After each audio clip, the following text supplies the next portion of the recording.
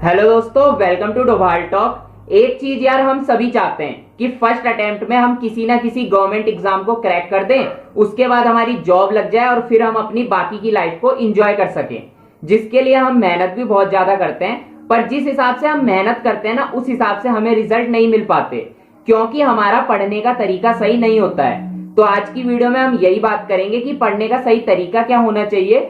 ऐसा क्या तरीका होना चाहिए कि अगर हम थोड़ी कम मेहनत भी करें तो हमें ज्यादा से ज्यादा रिजल्ट मिल पाए। किसी भी एग्जाम को पास करने के लिए सबसे ज्यादा जरूरी है सेल्फ स्टडी। अगर आप लोग सेल्फ स्टडी नहीं करोगे तो आपका कोई एग्जाम पास हो ही नहीं सकता। आप महंगे से महंगे पेड कोर्स ले लो, अच्छे से अच्छी कोचिंग ज्वाइन कर लो, लेकिन जब तक सेल्फ स्टडी नहीं होगी ना, भूल जाना कि एग्जाम पास होगा। आप लोगों की नजर में सेल्फ स्टडी पता है क्या है? आप लोग सोचते हो हम घर पे बैठे हैं, यूट्यूब से लेक्चर ले रहे हैं, अपने नोट्स बना रहे हैं, तो ये सेल्फ स्टडी है, क्योंकि हम कहीं कोचिंग तो जा नहीं रहे हैं। पर यार ये सेल्फ स्टडी नहीं होती है। आप कितना भी यूट्यूब में लेक्चर देख लो, कितने भी नोट्स बना लो, ये सेल्फ स्टडी नहीं है। सेल्फ स्टडी का मतलब है कितनी देर आप अपने ऊपर काम करते हो, जो भी नोट्स आपने बनाए हैं कितनी देर आप उनको पढ़ते हो, कितना आपके दिमाग में जाता है, वो होती है सेल्फ स्टडी। आप YouTube से कितने भी लेक्चर ले लो, कितने भी नोट्स बना लो, लेकिन जब तक आप 3 से 4 घंटे बैठ के खुद पे काम नहीं करोगे ना, खुद उस चीज को नहीं पढ़ोगे, तब तक आपका एग्जाम पास नहीं होगा। जितना भी आपने लेक्चर लिया हो, लेकिन उस लेक्चर में जितने क्वेश्चन कराए गए हैं उनको खुद से करके देखना पड़ेगा, क्योंकि जब खुद करोगे तभी दिमाग में जाएगा, और जब दिमाग में जाएगा तभी एग्जाम पास होगा। तो यार पढ़ने का तरीका देखने से पहले हम कुछ ऐसी चीजें देख लेते हैं जो बहुत जरूरी है।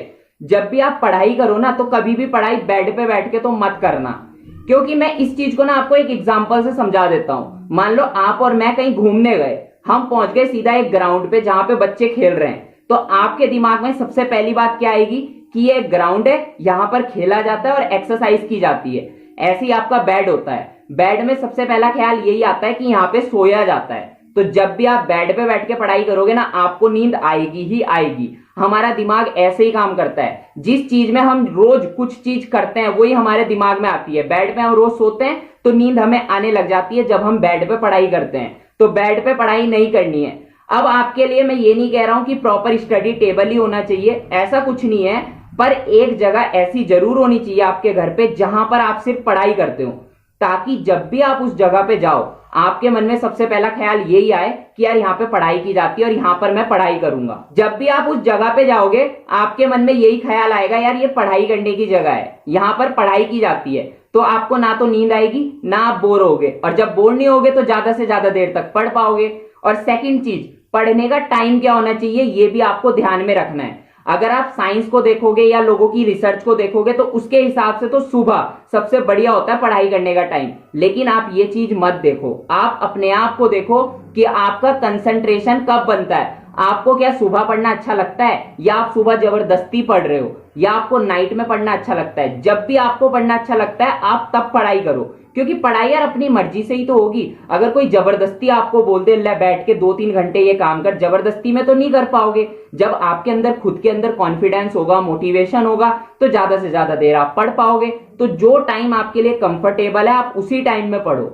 अब बात करते हैं पढ़ने के तरीके के बारे में। आप लोगों का एक प्रॉपर टाइम टेबल होना चाहिए कि आपने 3 घंटे पढ़ना है, 4 घंटे पढ़ना है या 6 घंटे पढ़ना है। अब मैं ये नहीं कहूंगा कि उठ के 8 घंटे पढ़ने लग जाओ। यार जिस इंसान ने आज तक 3 घंटे भी नहीं पढ़ा, उसे मैं बोलूंगा कि तू 8 घंटे पढ़, तो वो कैसे पढ़ेगा? सीधी सी बात है, वो नहीं पढ़ पाएगा। और अगर मैं उसे ऐसा टाइम टेबल बना के दे दूं जिसमें मैंने 8 घंटे का स्टडी टाइम रखा हो, तो वो 2 दिन उस टाइम टेबल को फॉलो करेगा, तीसरे दिन फॉलो नहीं कर पाएगा, फिर वो डिमोटिवेट हो जाएगा और उस चीज को छोड़ देगा। और मैं नहीं चाहता ये कंडीशन आपके साथ आए।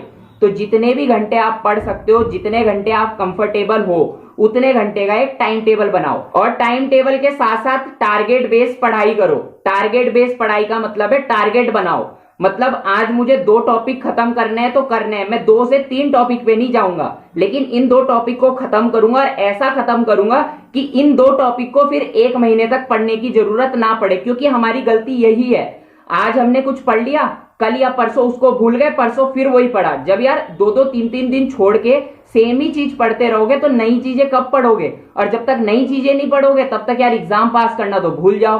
तो इस तरीके से उसे खत्म करना है कि आज के आज खत्म हो जाए और अगले हमें 1-1.5 महीने तक ना पढ़ना पड़े। अब बात आती है पढ़ते हुए हम बोर भी हो जाते हैं। मान लो 4 घंटे का टाइम टेबल है तो हमें लगता है यार 4 घंटे पढ़ना पड़ेगा, इतना कैसे पढ़ेंगे? तो मैं बताता हूं कैसे पढ़ेंगे।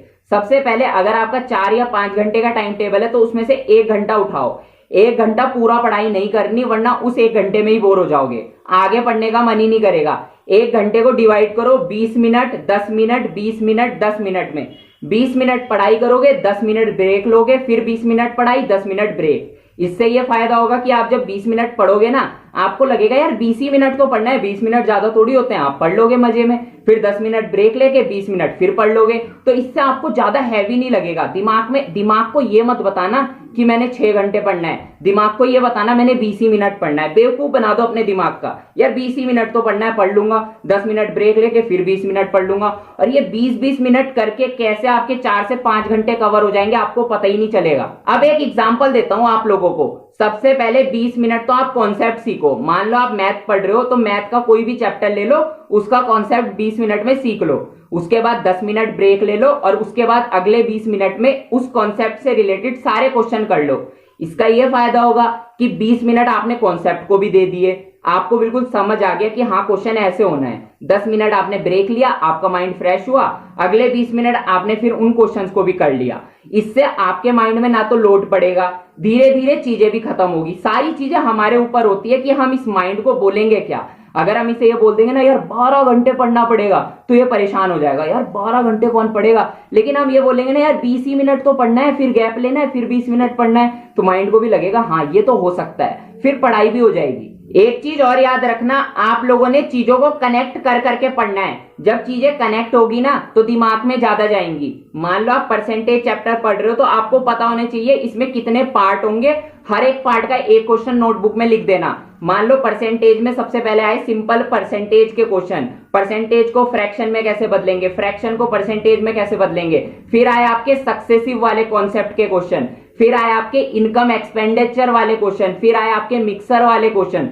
तो हर एक पार्ट लिख लेना, उसका एक एक क्वेश्चन लिख लेना। इससे क्या फायदा होगा? इससे यह फायदा होगा कि लास्ट में पूरी बुक नहीं पढ़नी पड़ेगी यार। लास्ट में वो जो छोटा सा नोट्स आपने बनाया है ना, जिसमें सारे टाइप है और एक एक क्वेश्चन है, उसी को देख लेना कि यार इनकम का क्वेश्चन आ गया तो ऐसे करूंगा, मिक्सर का क्वेश्चन आ गया तो ऐसे करूंगा। दिमाग में जल्दी घुसेगा, रिवीजन जल्दी होगा, दिमाग को ये लगेगा यार दो क्वेश्चन तो हैं, फटाफट निपटा देता हूं। वरना हमें ये लगता है यार इतनी मोटी बुक ये रिवाइज कैसे होगी, तो हम अपने दिमाग को खुद ही परेशान कर देते हैं। तो हमें कोशिश करनी है कि दिमाग को हम ये बताएं कि हमारे पास कम से कम चीजें हैं कवर करने के लिए, और उन कम से कम चीजों को ऐसे कवर करें कि वो सारी की सारी कवर भी हो जाए और हमारे ज्यादा से ज्यादा मार्क्स भी आए। मैं हमेशा ऐसे ही करता हूं, मैं कभी भी इतनी मोटी मोटी बुकें नहीं रखता, लेकिन मैं जो भी पढ़ता हूं कोशिश करता हूं मेरे दिमाग में जाए और हर एक कॉन्सेप्ट को कनेक्ट कर करके पढ़ता हूं, ताकि एक कॉन्सेप्ट को रिवाइज कर रहा हूं तो दूसरा भी मुझे याद आए, दूसरा रिवाइज कर रहा हूं तो तीसरा भी मुझे याद आए। यही चीज आपने करनी है और फिर कमाल देखना। अब आता हूं मैं नोट्स के ऊपर। नोट्स कभी भी किसी के फॉलो मत करना, सबसे बड़ी गलती है, पछताओगे। नोट्स अपने बनाना। मान लो आपने एक बुक ले ली जीके की, कोई सी भी बुक हो, स्पीडी हो, लूसेंट हो, उससे मतलब नहीं है, कोई भी बुक हो, आप वहां से थ्योरी पढ़ रहे हो, छोटे छोटे नोट बना लो, छोटे छोटे बिल्कुल, कि जो आपकी ये थी सल्तनत एम्पायर थी, उसमें इतनी डायनेस्टी थी, पहली डायनेस्टी स्लेव थी, दूसरी तुगलक थी, आराम आराम से लिखते रहो लिखते रहो। फिर इससे ये बेनिफिट होगा, वन लाइनर टाइप लिखना है, ऐसा नहीं है कि बिल्कुल डिटेल में लिख रहे हो, छोटे छोटे पॉइंट। इससे ये फायदा होगा लास्ट में यार पूरी बुक नहीं रिवाइज करनी पड़ती, आपने बस वो कॉपी उठानी है इतनी पतली सी, पॉइंट पॉइंट देखना है, पूरी कहानी आपके दिमाग में आ जाएगी कि सल्तनत एम्पायर में कितनी डायनेस्टी थी, 5 डायनेस्टी के नाम, आगे उनका सन लिखा हुआ है, एक बार में रिवाइज हो जाएगा। और एक बात ये याद रखना, नोट्स तो डेली बनाने हैं, रिवाइज भी डेली करना है। डेली रिवीजन का बहुत फायदा होता है। मान लो कोई चीज आज आपने पढ़ी, उस चीज को अगले 3 दिन बाद पढ़ोगे तो आधा तो वैसे ही भूल जाओगे, और वही चीज अगर आपने सुबह पढ़ी और रात को सोते हुए एक बार पूरा रिवाइज कर लिया जो पूरे दिन में पढ़ा था, तो कितना बढ़िया होगा, कितने दिन तक उसे नहीं भूल पाओगे। ऊपर से छोटे छोटे नोट्स आपके पास है, भूल भी गए तो सीधा वो पेज खोला, देखा हाँ ये ऐसे था, बात खत्म। क्यों बुक के चक्कर में पड़ना है? जितना अंदर बुक पे घुसोगे ना उतना नुकसान होगा। और एक गलती जो सब लोग करते हैं, 4-5 बुक ले लेंगे, लूसेंट की बुक भी पड़ी है उनके पास, स्पीडी भी पड़ी है और एसके झा वाली बुक भी पड़ी है और 2-4 बुक और पड़ी है, उन सबसे पढ़ रहे हैं। यार ऐसा नहीं करना है, आपने कोई एक बुक फॉलो करनी है, कोई सी भी फॉलो करो, चाहे लूसेंट कर लो, चाहे स्पीडी कर लो, चाहे कोई सी भी कर लो, लेकिन एक बुक, 10 बुक को एक बार पढ़ोगे कुछ भी फायदा नहीं होगा। एक ही बुक को 10 बार पढ़ोगे टॉपर बन जाओगे। लिख के ले लो, आज लिखवा लो मुझसे। अगर तुम्हें लगता है मेरी बात में 1% भी झूठ है, तुम्हारे घर के पास, आसपास, मोहल्ले में या तुम्हारे जानने वालों में कोई भी टॉपर हो या जिसने भी जो एग्जाम निकाला हो गवर्नमेंट का, उससे पूछ लेना कि तुमने 2-3 बुक को एक बार पढ़ा था या एक ही बुक को 3 से 4 बार पढ़ा था। वो यही जवाब देगा, मैंने एक बुक को 4 से 5 बार पढ़ा था और वो टॉपर था। तो यही चीज आपको करनी है, एक ही बुक को बार बार पढ़ो, बहुत सारी बुक के चक्कर में मत पढ़ो। एक चीज और, अगर आप लोगों का मन पढ़ाई में नहीं लगता है तो पढ़ाई में मन लगाने के लिए सबसे पहले वो चीज पढ़ो जिसमें आप अच्छे हो। मान लो मैथ आपको पसंद है, मैथ में भी परसेंटेज चैप्टर आपको पसंद है, तो सबसे पहले वो पढ़ो। उससे ये होगा 2 घंटे बैठ के आप परसेंटेज पढ़ लोगे, पहले दिन, दूसरे दिन भी पढ़ लोगे, तीसरे दिन भी, तो आपको 2 घंटे पढ़ने की आदत लग जाएगी। अब उस 2 घंटे में आप परसेंटेज ना पढ़ो, साइंस उठा के पढ़ लो, तो आपको आदत लग चुकी है, अब कोई दिक्कत नहीं आएगी। लेकिन अगर पहले ही साइंस उठा लेते, एक तो आपको पढ़ने की आदत नहीं है, ऊपर से आपने वो सब्जेक्ट उठा लिया जो आपको पसंद नहीं है, तो यार ना तो पढ़ाई हो पाएगी, ऊपर से नींद भी आएगी और पेपर पास करना तो भूल ही जाओ।